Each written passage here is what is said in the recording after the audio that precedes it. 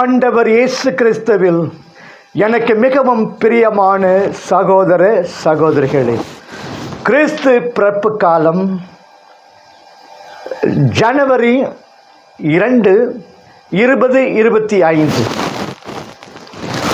இறைவனின் ஒளியிலே வாழ்க்கை நடத்த விரும்புபவன் இறைவனின் எதிரிகளை விட்டு தூர விலக வேண்டும் என்று முன்னர் கூறிய கருத்து டிசம்பர் 31 இங்கு மீண்டும் தொடர்கிறது. கிறிஸ்துவ வாழ்வு எளிமை வாழ்வு. செரிந்தஸ் என்ற தப்பறை கொள்கையினன் இயேசு கடவுளின் மகன் அன்று, சாதாரண மனிதனே என்று கூறினான். இதற்கு மறுப்பு கொடுக்குமாறு இயேசு இறைமகன் என்று நம்புவோரை தவிர உலகை வெல்வோர் யார்? 1 யோவான் 5:5 என்கிறார் யோவான். இயேசு மெசியா அல்ல என்று மறுப்போரை தவிர வேறு யார் கிறிஸ்தவர்கள்? 1 யோவான் 2:22, 23, 14, 7, 14. ஏனெனில் ஏமாற்றுவோர் பலர் உலகில் தோன்றியுள்ளனர். இயேசு கிறிஸ்து மனிதராக வந்தவர் என்ற உண்மையை இவர்கள் ஏற்றுக்கொள்வதில்லை. இவர்களே ஏமாற்றுவோர், எதிர்கிறிஸ்துக்கள். 2 யோவான் 7. மாட்டுத் தொழுவத்தில் கந்தை துடிகளில் போர்த்தப்பட்டு குழந்தை வடிவிலே லூக்கா 2:11 நம் கண்முன் காட்சி அளிப்பவர் இறைவனின் திருமகன் என்பதை உணர்ந்து அவரை வழிபடுவோமா? ஏழை எளியோர்களில் இத்திருமகன் இயேசுவை கண்டு உதவிட முன் வருவோமா? ஏழையின் சிரிப்பிலே இறைவனை காண்போமா? கிறிஸ்தவ வாழ்வு சாட்சிய வாழ்வு. நாம் ஆண்டவரிடமிருந்து அருள் பொழிவு பெற்றிருக்கிறோம். 2:27. இந்த அருள் பொழிவு நமக்கு குறிப்பிட்ட ஒரு பணியை தருகிறது. அரசர்களுக்கு ஆட்சி திறனையும் 1 சாமுவேல் 10:10, இறைவாக்கினருக்கு சாட்சிய பணியையும் எரேமியா 1:5 அளித்த அதே கடவுள் தூய ஆவியாரால் நம்மை அருள் பொழிவு செய்து தம் திருப்பணிக்கு அழைக்கிறார். அந்நாட்களில் உங்கள் பணியாளர்கள், பணிப்பெண்கள் மேலும் என் ஆவியை பொழிந்தருள்வேன், அவர்களும் இறைவாக்கு உரைப்பர். திருத்துதர் பணி 2:18 என்கிறார். ஆவியாரின் அருள் பொழிவு நம்மில் செயல்படுகிறதா? நமது கிறிஸ்தவ வாழ்வு உண்மையிலேயே கிறிஸ்து இயேசுவுக்கு, அவரது மதிப்பீடுகளுக்கு சாட்சியம் பகரும் வாழ்வாக இருக்கிறதா? கிறிஸ்தவ வாழ்வு அன்பு வாழ்வு. நாம் பெற்ற அருள் பொழிவானது தூய ஆவியார் நம்மை ஆட்கொண்டதாகும். உயிர்த்த கிறிஸ்து தம்மை நம்புவோர் ஒவ்வொருவர் மேலும் தம் ஆவியாரை, அவரின் அருள் பொழிவை தருகிறார். யோவான் 20:22, திருத்துதர் பணி 18. உயிரற்ற எலும்புகளாயிருந்த நாம் ஆவியாரால் உயிர் பெற்றிருக்கிறோம். எசேக்கியேல் 37:1-9-11. அந்த ஆவியாரை நாம் அறிய வேண்டிய அனைத்து உண்மைகளையும் நமக்கு அறிவிக்கிறார். தூய ஆவியாரான் துணையாளர் உங்களுக்கு அனைத்தையும் கற்றுத்தருவார், நான் கூறிய அனைத்தையும் நினைவூட்டுவார். யோவான் 14:26. இனி எவரும் ஆண்டவரை அறிந்து கொள்ளும் என தனக்கு அடுத்திருப்பவருக்கோ சகோதரருக்கோ கற்று தரமாட்டார். ஏனெனில் அவர்களில் பெரியோர் முதல் சிறியோர் வரை அனைவரும் என்னை அறிந்து கொள்வர் என்கிறார் ஆண்டவர். எரேமியா 31:34. ஆண்டவரை அவருடைய படிப்பினைகளை அறிந்து கொள்வது என்பது அவரை அன்பு செய்து பணிந்து நடப்பதாகும். தூய ஆவியாரின் பலன் அன்பு. கலாத்தியர் 5:22. இந்த அன்பு நம்மை ஆட்கொள்ள வேண்டும். இந்த அன்புக்கு நாம் அடிமைகளாக இருக்க வேண்டும். அன்பு பணி செய்ய என்னை ஆளாக்கி விட்டால் இன்ப நிலை தானே வந்தெய்தும் பராபரமே என்று தாயுமானவர் பாடுகின்றார். ஆவியாரால் அருள் பொழிவு பெற்று பிறந்த பாலன் இயேசுவிடம் இந்த அன்பு பாடத்தை படிப்போம். நற்செய்தி திருத்துத யோவான் இயல் 1 இறைவாக்கியங்கள் 19 முதல் 28 முடிய.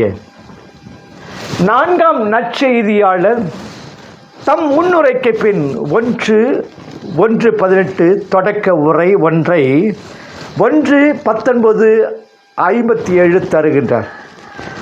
அருங்குறிகளால் மறைபோதனையால் இறை தந்தையையும் இறை அரசையும் வெளிப்படுத்தும் தமது பணியை தொடங்கும் முன் இயேசு தம் சீடர் குழுவை மெசியா குழுவை உருவாக்குகிறார்.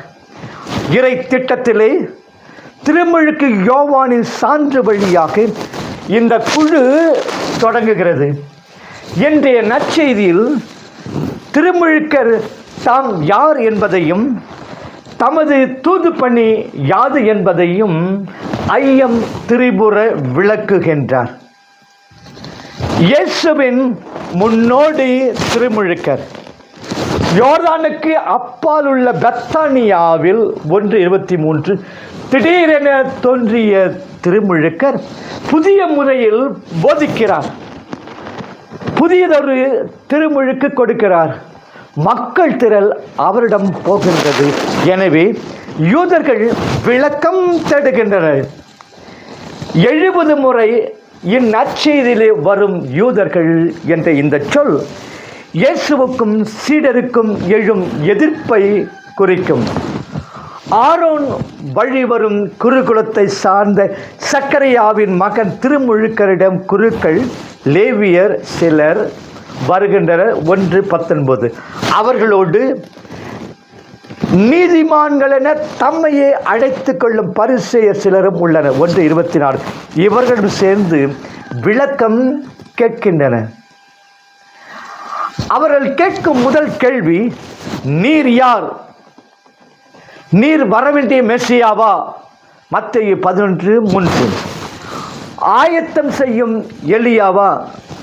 மலாக்கி 4:5 எசையா எரேமியா போன்ற வேறு சில சிறந்த இறைவாக்கினரா? இனச்சட்டம் 18:15 என்கின்றனர். திருமுழுக்கரும் நான் அல்லேன் என்று அழுத்தம் திருத்தமாக கூறுகிறார். வரவேண்டிய எலியா திருமுழுக்கரே என்று பின்பு இயேசு கூறுவது போல் உள்ளது.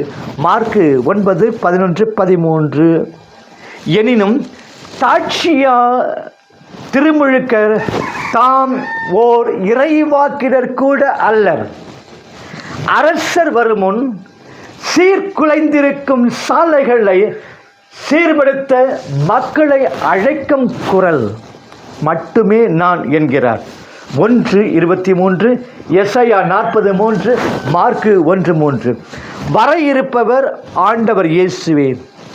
நம் திருமுழுக்கரை போல் ஒவ்வொரு போதகரும் நாம் அனைவரும் இயேசுவின் முன்னோடிகளாய் மட்டும் இருக்க, அவ்வரசனை சுட்டி காட்டுவதையே தம் வாழ்க்கை குறிக்கோளாக கொண்டிருக்க அழைக்கப் பெறுகிறோம். இயேசுவை சுட்டி காட்டுபவர் திருமுழுக்கர். அடுத்த கேள்வி உடனே வருகிறது. நீர் இறைவாக்கினர் கூட இல்லை எனில் பின் ஏன் திருமுழுக்கு கொடுக்கிறீர்? எசேக்கியேல் 36:25, சக்கரியா 13:1, எசாயா 52:5. பொதுவாக யூத மறையை தழுவ விரும்பும் புற இனத்தார் மட்டுமே திருமுழுக்கு பெறுவது அக்கால வழக்கம். இஸ்ராயலர் ஏற்கனவே இறைவனுக்கு சொந்தமானவர்கள். அதற்கு மேலுமா சுத்தம் தேவை என்பது போல் உள்ளது அவர்களது வினா. இதற்கு மறைமுகமாக திருமுழுக்கர் பதில் அளிக்கின்றார். மக்கள் மனம்